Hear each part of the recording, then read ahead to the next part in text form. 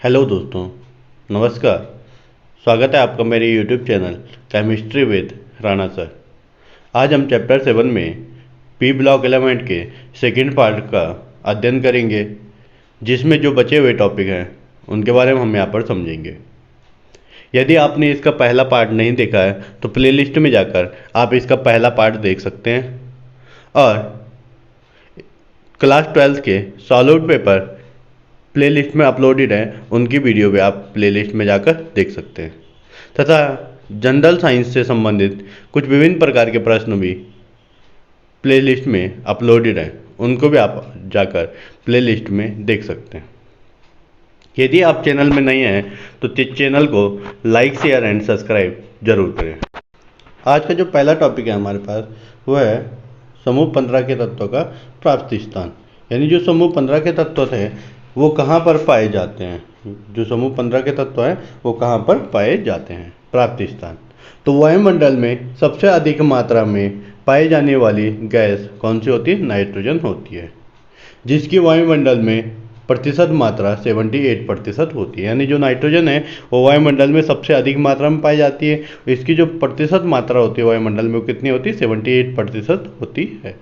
जबकि जो फास्फोरस है वो भूपर्पटी में पाया जाता है, लेकिन इसका जो भूपर्पटी में पाए जाने वाला स्थान है इस तत्व का वो कौन सा है? 10वां स्थान है। आपसे अगर कोई पूछा जाए ऐसा कौन सा तत्व है जो भूपर्पटी में सबसे अधिक मात्रा में पाया जाता है धातु में, तो वो एल्यूमिनियम है। और फास्फोरस का कौन सा स्थान है? तो फास्फोरस का भूपर्पटी यानी भूमि में पाए जाने वाले तत्वों में 10वां स्थान होता है। इसी प्रकार भूपर्पटी में नाइट्रोजन जो होता है वो चिल्ली सॉल्ट पीटर, इसको हम किस नाम से जानते हैं? चिल्ली सोरा के नाम से भी जानते हैं। चिल्ली सॉल्ट पीटर को हम किस नाम से जानते हैं? चिल्ली सोरा, चिल्ली सोरा या चिल्ली सॉल्ट पीटर के नाम से भी जानते हैं। इसका जो फॉर्मूला होता है NaNO3। और इसी प्रकार जो नाइट्रोजन होता है वो एक अन्य यौगिक के रूप में भी पाया जाता है, इसे हम कहते हैं इंडियन सॉल्ट पीटर, जिसका फॉर्मूला होता है KNO3। तो आपके बोर्ड एग्जाम में कई बार पूछा जाता है चिल्ली सॉल्ट पीटर और इंडियन सॉल्ट पीटर का सूत्र है, या कॉम्पिटिटिव एग्जाम में। तो इंडियन सॉल्ट पीटर का फॉर्मूला होता है KNO3 और चिल्ली सॉल्ट पीटर का फॉर्मूला होता है NaNO3। नाइट्रोजन जीवों में एवं वनस्पतियों में प्रोटीन के रूप में भी एकत्रित होता है या पाया जाता है। जबकि जो फास्फोरस होता है वो एपेटाइट वर्ग के खनिजों में मिलता है, और नाइट्रोजन है अमोनिया, अमोनियम यौगिक व उर्वरकों जैसे यूरिया में भी उपस्थित होता है। यानी जो अमोनिया है या नाइट्रोजन है वो अत्यधिक मात्रा में प्रकृति में पाया जाता है। उसके बाद फास्फोरस पाया जाता है, और अन्य जो तत्व है हमारे पास एंटीमनी, बिस्मिथ और आर्सेनिक, इनकी मात्रा भूपर्पटी में कम रूप में पाई जाती है। अगला टॉपिक है हमारे पास, अगला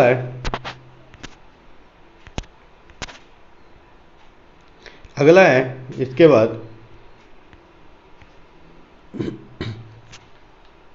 भौतिक गुण। तो जो भौतिक गुण है आपके पास वो है, यानी ये जो तत्व हैं ये कैसे कैसे रूप में पाए जाते हैं, इनकी स्टेट कौन सी है, भौतिक अवस्था। तो इस वर्ग में यानी समूह 15 में जो नाइट्रोजन होता है वो N2 के रूप में पाया जाता है, और कौन सी होती है? गैस होती है। जबकि जो फास्फोरस होती है वो वाष्पशील ठोस या मुलायम ठोस होती है। एवं इस वर्ग के अन्य तत्व कैसे होते हैं? ठोस होते हैं, जिनमें से जो बिस्मिथ होता है वो धातु होता है, ऊपर से नीचे जाने पर धातु की प्रकृति बढ़ती है। एवं आर्सेनिक और एंटीमनी उपधातुएं होती है। बिस्मिथ क्या होता है? धातु होता है। आर्सेनिक और एंटीमनी क्या होती है? उपधातु होती है। और जो फास्फोरस है ये मुलायम ठोस होता है, जबकि नाइट्रोजन किस अवस्था में होते हैं? गैसीय अवस्था में होती है। दूसरा बिंदु इन्होंने बताया यहाँ पर कि नाइट्रोजन और बिस्मिथ द्विपरमाणुक रूप में, जबकि शेष तत्व चतुष्परमाणुक रूप में उपस्थित होते हैं। यानी जो नाइट्रोजन और बिस्मिथ होता है, नाइट्रोजन हमारा N2 और बिस्मिथ Bi2 के रूप में उपस्थित होता है, जबकि शेष तत्व जैसे आर्सेनिक हो गया, फास्फोरस हो गया, ये P4AS4 इस रूप में उपस्थित होते हैं। ठीक है ना। यानी जो हमारा नाइट्रोजन और बिस्मिथ है वो द्विपरमाणु, 2 परमाणु के रूप में उपस्थित होता है, जबकि अन्य जो तत्व होते हैं वे चतुष्परमाणु के रूप में उपस्थित होते हैं इस समूह के।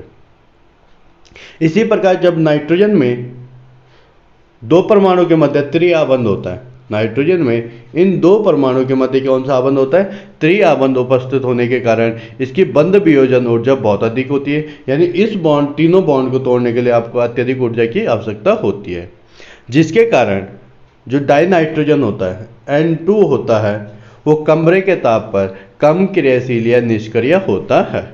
तो आपसे पूछा जाता है कि डाइनाइट्रोजन कमरे के ताप पर कम क्रियाशील या निष्क्रिय क्यों होता है, तो आपने लिखना है डाइनाइट्रोजन में नाइट्रोजन परमाणुओं के मध्य त्रिआबंध उपस्थित होने के कारण इसकी बंध वियोजन ऊर्जा क्या होती है, अधिक होती है, जिसके कारण डाइनाइट्रोजन कमरे के ताप पर कम क्रियाशील व निष्क्रिय होते हैं।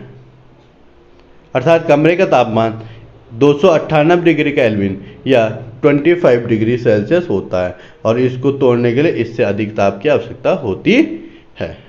ठीक है, अगला टॉपिक है हमारे पास, नेक्स्ट टॉपिक है परमाणु एवं आयनिक त्रिज्या, यानी एटॉमिक एंड आयनिक रेडियाई। समूह में ऊपर से नीचे जाने पर, जैसे जैसे हम समूह में क्या करेंगे, ऊपर से नीचे जाते हैं तो परमाणु क्रमांक बढ़ता है। यानी जो नाइट्रोजन का परमाणु क्रमांक है वो 7 है और फास्फोरस का परमाणु क्रमांक कितना है, 15 है। तो परमाणु क्रमांक बढ़ने के साथ साथ परमाणु त्रिज्या के मान में भी वृद्धि होती है। अब परमाणु त्रिज्या क्यों बढ़ती है भाई, क्योंकि ऊपर से जब नीचे जाएगा तो उसमें कोषों की संख्या में क्या होती है, वृद्धि होती है। अर्थात समूह 15 के तत्वों का परमाणु त्रिज्या का क्रम निम्न प्रकार से है। सबसे छोटा परमाणु त्रिज्या नाइट्रोजन की है, उससे बड़ी फास्फोरस की है, उससे बड़ी आर्सेनिक है, उससे बड़ी एंटीमनी की है, उससे बड़ी बिस्मिथ की है। नाइट्रोजन की अगर हम कोषों की बात करें, पहला कोष में 2 इलेक्ट्रॉन होंगे, दूसरे कोष में 5 इलेक्ट्रॉन होंगे। इसी प्रकार फास्फोरस की बात करेंगे तो पहले कोष में 2, दूसरे में 5 और दूसरे में 8 और तीसरे में 5 होंगे। यानी 2 और 8 10 और 5 15 और 2 और 5 7। तो त्रिज्या किसकी ज़्यादा है, यहाँ से यहाँ की दूरी ज़्यादा है या यहाँ से यहाँ की दूरी ज़्यादा है। तो आपने देखा है इसमें जिसमें 3 कोष हैं उसकी दूरी क्या होती है, ज़्यादा होती है। अर्थात ऊपर से नीचे जाने पर परमाणु त्रिज्या के मान में वृद्धि होती है, क्योंकि परमाणु क्रमांक में वृद्धि होती है। इसी प्रकार समूह में बाएं से दाएं जाने पर, अगर आप समूह 14 की बात करेंगे, 15 की बात करेंगे और 16 की बात करेंगे, समूह 14, 15 और 16 की बात करेंगे, समूह 14, समूह 15 और समूह 16 की अगर आप बात करेंगे, तो समूह 14 की जो परमाणु त्रिज्या होती है वो बड़ी होती है, समूह 15 की थोड़ा छोटी होती है, समूह 16 की और छोटी होती है। ऐसा क्यों होता है, क्योंकि समूह में बाएं से दाएं जाने पर, लेफ्ट टू राइट जाने पर परमाणु त्रिज्या के मान में क्या आती है, कमी आती है। क्या कहा हमने कि बाएं से अगर आप दाएं जाएंगे तो परमाणु त्रिज्या के मान में क्या आती है, कमी आती है।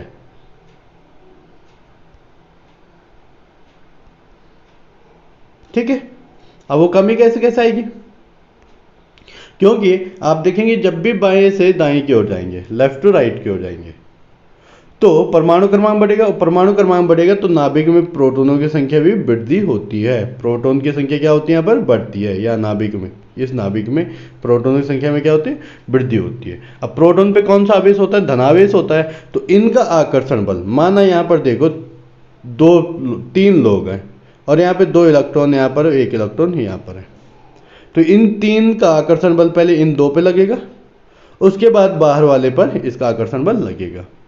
लेकिन अगर मैं परमाणु क्रमांक बढ़ाता हूं तो यहाँ पर कितने प्रोटॉन हो जाएंगे, 4, और यहाँ पर इलेक्ट्रॉन भी कितने हो जाएंगे, 4। अब पहले 3 लोग या 3 नाभिक में थे, ये 3 लोग इन 2 को खींच रहे थे जो यहाँ पर उपस्थित है। अब ये 4 लोग इन 2 को खींच रहे हैं, तो नजदीक कौन खींच पाएगा, जब प्रोटॉन की संख्या क्या होगी, ज़्यादा होगी, तो जो नाभिक के नज़दीक इलेक्ट्रॉन होंगे उसको अपनी ओर ज़्यादा रूप से आकर्षित करते हैं। अर्थात बाएं से दाएं जाने पर परमाणु क्रमांक बढ़ने के साथ साथ नाभिक के आवेश में वृद्धि होने के कारण परमाणु त्रिज्या में क्या होती है, कमी होती है। तो हम यहाँ पर देखेंगे जो परमाणु त्रिज्या का क्रम है समूह में वो किसका सबसे ज़्यादा होता है, तो समूह 14 का सबसे ज़्यादा परमाणु त्रिज्या होती है, 15 की कम होती है और 16 की और कम होती है। तो समूह 14 के वाले तत्व की अगर परमाणु त्रिज्या की बात करें वो बड़ी होती है, 15 की थोड़ा छोटी होती है, 16 की और छोटी होती है। आयनिक त्रिज्या की बात करें, आयनिक त्रिज्या क्या होती है कि जब कोई परमाणु इलेक्ट्रॉन ग्रहण करता है या इलेक्ट्रॉन देता है तो उसकी जो त्रिज्या है वो या तो कम होगी या बढ़ेगी। अगर इलेक्ट्रॉन देगा, धनावेश होगा, तो वहां पर क्या होगा, इलेक्ट्रॉन तो चला जाएगा, तो प्रोटॉन तो वहीं रहेंगे। तो इसका मतलब जो उसका आकार होता है हर समय देखना है कि जब कोई परमाणु अपना इलेक्ट्रॉन दान करता है तो उसकी जो परमाणु त्रिज्या होगी या आयनिक त्रिज्या होगी वो क्या हो जाती, कम हो जाती है। क्यों होती है, क्योंकि वहां पर प्रोटॉनों की संख्या उतनी रहती है और इलेक्ट्रॉन की संख्या कम ही हो जाती है। लेकिन जब कोई परमाणु इलेक्ट्रॉन ग्रहण करता है, जैसे नाइट्रोजन है यहाँ पर 3- है, तो इसमें प्रोटॉन कितना हो गया, प्रोटॉन तो 7 है और इलेक्ट्रॉन कितना हो गया, 7 इसके पास थे, 3 और ले रखे, इलेक्ट्रॉन कितना हो गया, 10 हो गया। तो इसका आकर्षण बल तो कम होगा ना, प्रोटॉन कम है, नाभिक में आवेश क्या है, कम है, और इलेक्ट्रॉन क्या है, ज़्यादा है, तो इसका आकार क्या होगा, बढ़ जाएगा। ठीक है ना। तो आपने देखना है कि आयनिक त्रिज्या, अगर एक ही परमाणु की बात करें, एक ही परमाणु में, तो ऋणायनिक आयनिक त्रिज्या हमेशा बड़ी होती है। क्यों, क्योंकि वहां पर नाभिकीय आवेश कम होता है। और धनायनिक की आयनिक त्रिज्या हमेशा छोटी होती है क्योंकि वहां पर नाभिकीय आवेश अधिक होता है। पहली बात तो ये होगी। दूसरा, अगर हम बात करें ऊपर से नीचे जाने में, तो अगर नाइट्रोजन इलेक्ट्रॉन लेगा तो दूसरे कोष में लेगा, फास्फोरस लेगा तो तीसरे वाले कोष में लेगा, आर्सेनिक लेगा तो चौथे कोष में लेगा, एंटीमनी लेगा 5वें कोष में, बिस्मुथ लेगा तो 6वें कोष में। तो ऊपर से नीचे जाने में जैसे परमाणु त्रिज्या का क्रम होता है उसी प्रकार आयनिक त्रिज्या का भी क्रम होता है। तो आयनिक त्रिज्या भी क्या होती है, ऊपर से नीचे जाने पर बढ़ जाती है। लास्ट टॉपिक है हमारे पास आयनन ऊर्जा। आयनन ऊर्जा यानी आयोनाइजेशन एनर्जी। तो समूह में बाएं से दाएं जाने पर, समूह में अगर बाएं से आप दाएं जाते हैं तो आयनन ऊर्जा के मान में वृद्धि होती है। यानी आयनन ऊर्जा के मान में क्या होती है, वृद्धि होती है। अर्थात समूह 15 के तत्वों के आयनन ऊर्जा का मान समूह 14 के तत्वों की अपेक्षा अधिक होता है। यहाँ पर क्या बोला इन्होंने कि जो समूह 15 के आयनन ऊर्जा का मान होता है वो समूह 14 की अपेक्षा अधिक होता है, क्योंकि आवर्त सारणी में बाएं से दाएं जाने पर, लेफ्ट टू राइट जाएंगे तो नाभिकीय आवेश में वृद्धि होती है, जिसके फलस्वरूप परमाणु का आकार यानी परमाणु त्रिज्या के मान में क्या होती है, कमी होती है। जैसे मैंने अभी आपसे बताया कि अगर नाभिक में आवेश ज़्यादा होगा तो उसका आकार क्या हो जाएगा, छोटा हो जाएगा, यानी परमाणु त्रिज्या कम हो जाएगी। आकार कम होगी तो बॉन्ड लेंथ भी कम होगा। अगर आपके पास एक छोटी पेंसिल दी जाए, एक बड़ी पेंसिल दी जाए, तो आप आसानी से किसको तोड़ पाओगे, जो लंबी पेंसिल होती है उसको तोड़ना आसान होगा। तो बॉन्ड लेंथ जितनी ज़्यादा होगी, त्रिज्या जितनी बड़ी होगी, उसको तोड़ने के लिए कम ऊर्जा की आवश्यकता होगी। तो समूह 14 की अगर हम बात करेंगे, समूह 14 की अपेक्षा समूह 15 का आयनन ऊर्जा का मान अधिक होता है, क्योंकि बाएं से दाएं जाने पर नाभिक के आवेश में वृद्धि होती है, जिसके फलस्वरूप परमाणु का आकार छोटा होता है और आयनन ऊर्जा का मान बढ़ जाता है। परंतु समूह 15 के तत्वों का प्रथम आयनन ऊर्जा का मान समूह 16 के तत्वों की अपेक्षा अधिक होता है। अब यहाँ पर ध्यान रखेंगे, अभी मैंने कहा था कि बाएं से दाएं जाएंगे यानी लेफ्ट टू राइट जाएंगे, ग्रुप 15 की बात 14, 15 और 16 की बात करेंगे। तो लेफ्ट टू राइट जाएंगे तो परमाणु त्रिज्या क्या होती है, इसकी कम होती है, जिसके कारण इसको आपको क्या करना पड़ेगा, ज़्यादा ऊर्जा देनी पड़ेगी। तो आप कहेंगे कि सबसे ज़्यादा तो हमारे 16 की होनी चाहिए थी, उसके बाद 15 की होनी चाहिए थी, उसके बाद 14 की होनी चाहिए थी। इन्होंने कहा कि 14 से तो ज़्यादा आयनन ऊर्जा किसकी होती है, 15 की होती है, और जो 16 है उसकी आयनन ऊर्जा तो बहुत ज़्यादा होनी चाहिए थी, लेकिन समूह 15 की आयनन ऊर्जा 16 से भी अधिक होती है। ऐसा क्यों है? तो यहाँ पर समूह 14, 15 और 16 की अगर बात की जाए तो समूह 14 में जो हमारा कार्बन होता है उसका यदि हम इलेक्ट्रॉनिक विन्यास देखें तो क्या होता है, 1s2 होता है, परमाणु क्रमांक 6 है, 2s2 होता है एंड 2p2 होता है। इसके लिए इसके p में कितने इलेक्ट्रॉन है, 2 इलेक्ट्रॉन है। अगर मैं समूह 15 की बात करूँ नाइट्रोजन की, तो यहाँ पे क्या होगा, 2p3 होता है। इसी प्रकार ऑक्सीजन की बात करूंगा तो 2p4 होता है, ठीक है ना, क्योंकि ऑक्सीजन का परमाणु क्रमांक कितना होता है 8 होता है। तो 4 हमारे पी में आ गए, 2 हमारे एस में और 2 1s में, तो कितना हो गया 4 और 4 8 हो गए, 2p4 होता है। तो अगर हम इनके ऑर्बिटल बनाने की कोशिश करेंगे, इनकी क्या करेंगे ऑर्बिटल बनाने की कोशिश करेंगे, तो देखेंगे यहाँ पर आप देखेंगे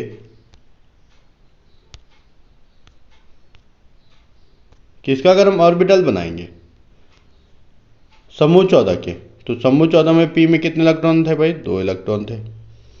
समूह 15 में पी में कितने इलेक्ट्रॉन थे 3 इलेक्ट्रॉन थे, 3।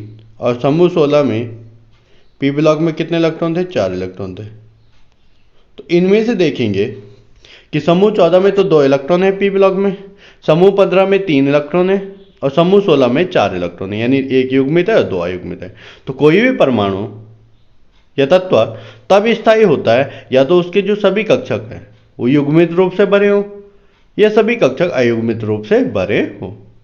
तो पहला वाला देखेंगे आपका, इसका एक तो खाली है, इसको स्थायी होने के लिए इस जगह पर या तो एक इलेक्ट्रॉन ग्रहण करना पड़ेगा या दोनों इलेक्ट्रॉन को दान कर देगा। दूसरा जो नाइट्रोजन है, इसके तीनों कक्षक में एक एक इलेक्ट्रॉन है, इसका मतलब इसमें तीनों में अयुग्मित रूप से भरा हुआ है। और जो समूह 16 है उसमें एक युग्मित है और 2 अयुग्मित है, तो इसको स्थायी होने के लिए या तो 2 इलेक्ट्रॉन एक इलेक्ट्रॉन यहाँ प्रवेश कर दे इस वाले कक्षक में, एक इलेक्ट्रॉन इसमें, तब वो स्थायी हो सकता है, या तो इसको भी दान कर दे जो पहला वाला इलेक्ट्रॉन है। तो समूह 15 का स्थायी विन्यास होने के कारण, अर्थात इसका पी उपकोष आधा भरा होता है, जो कि एक स्थायी विन्यास होता है, जिसके कारण इससे एक इलेक्ट्रॉन हटाने के लिए अधिक ऊर्जा की आवश्यकता होती है। इसीलिए जो समूह 15 है उसकी आयनन ऊर्जा का मान समूह 16 से भी क्या होता है ज़्यादा होता है। वैसे तो समूह 16 का ज़्यादा होना चाहिए था, क्यों, क्योंकि उसका आकार छोटा है, परंतु समूह 15 का आयनन ऊर्जा का मान इसलिए ज़्यादा होता है क्योंकि इसका पी में 3 इलेक्ट्रॉन यानी आधा भरा होता है, अयुग्मित रूप से पूर्ण भरा होता है।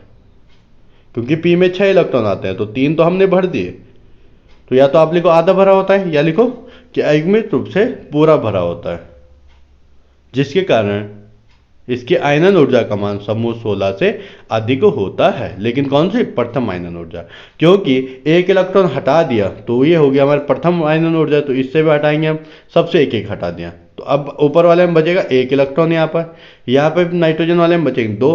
अब सल्फर में कितने बचेंगे यानी ऑक्सीजन में कितने बचेंगे समूह 16 में 3। तो अब किसकी आयनन ऊर्जा ज़्यादा होगी, अब हमारा ऑक्सीजन वाला स्थायी हो जाएगा जब एक इलेक्ट्रॉन चला जाएगा, क्योंकि अब इसके पास 3 प्रत्येक कक्षक में एक एक इलेक्ट्रॉन बच गए, ठीक है ना। तो द्वितीयक आयनन ऊर्जा या तृतीयक आयनन ऊर्जा का मान समूह 16 के ही अधिक होगा, लेकिन प्रथम आयनन ऊर्जा का मान किसका ज़्यादा होना है समूह 15 का ज़्यादा होता है। क्लियर, ठीक है ना। तो हम इसका अगर क्रम देखेंगे समूह 14, 15, 16 के तत्वों का आयनन ऊर्जा का क्रम निम्न प्रकार से है। समूह 16 की आयनन ऊर्जा कम, समूह 15 की ज़्यादा और समूह 16 की फिर कम हो जाती है। समूह 15 क्यों ज़्यादा है, क्योंकि इसका स्थायी विन्यास होने के कारण इसकी आयनन ऊर्जा ज़्यादा होती है। तो धन्यवाद, मुझे आशा है कि आपने इन टॉपिकों को अच्छे प्रकार से समझ लिया होगा। धन्यवाद, मिलते हैं अगली वीडियो में अगले टॉपिक के साथ, परंतु चैनल को लाइक शेयर एंड सब्सक्राइब अवश्य करें ताकि आपको समय समय पर इसी प्रकार की वीडियो प्राप्त हो सके, ठीक है।